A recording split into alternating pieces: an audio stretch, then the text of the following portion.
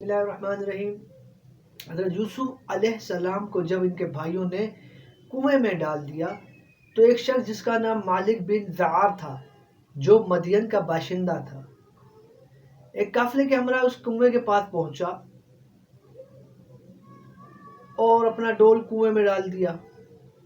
تو حضرت یوسف علیہ السلام نے اس ڈول کو پکڑا، مالک بن زعار نے ان کو کنویں سے نکال دیا۔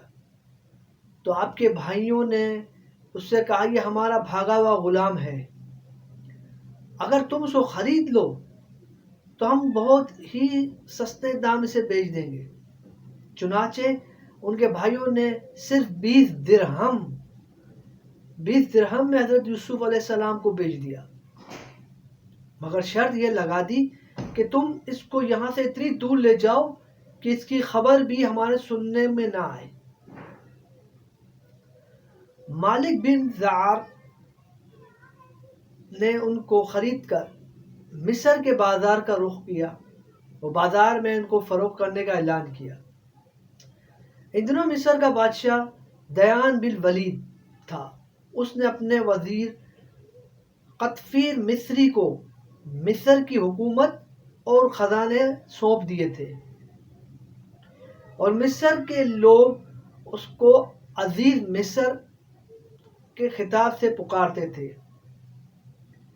جب عزیز مصر کو معلوم ہوا کہ بازار مصر میں ایک بہت ہی خوبصورت غلام فروخت کے لیے لایا گیا ہے اور لوگ اس کی خریداری کے لیے بہت بڑی بڑی رقمیں لگا رہے ہیں، تو عزیز مصر نے حضرت یوسف علیہ السلام کے وزن کے برابر سونا، اتنی ہی چاندی اور اتنا ہی مشک اور اتنے ہی حریر قیمت دے کر خرید لیا۔ وہ گھر جا کر اپنی بیوی زلیخا سے کہا کہ اس غلام کو نہایت ہی اعزاز کے ساتھ رکھو۔ اس وقت آپ کی عمر 13 یا 17 برس تھی۔ زلیخا حضرت یوسف علیہ السلام کے حسن و جمال پر فریفتہ ہو گئی اور ایک دن خوب بناؤ سنگھار کر کے تمام دروازے بند کر دیے اور حضرت یوسف علیہ السلام کو لبھانے لگی۔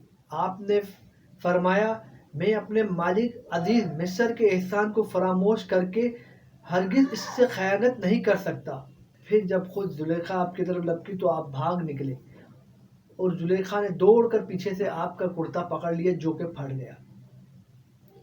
اتفاق سے اسی حالت میں عزیز مصر مکان میں داخل ہوا اور دونوں کو دوڑتے ہوئے دیکھ لیا۔ تو زلیخا نے عزیز مصر سے کہا کہ اس غلام کو سزا دے اور اسے جیل میں بھیج دے، کیونکہ اس نے تو بری نیت رکھی ہے مجھ پر۔ جبکہ حضرت یوسف علیہ السلام نے فرمایا کہ اے عزیز مصر، یہ بالکل غلط بیانی کر رہی ہے۔ عزیز مصر نے دونوں کا بیان سن کر حضرت یوسف علیہ السلام سے کہا کہ تم کس طریقے سے اپنے آپ کو سچا ثابت کر سکتے ہو؟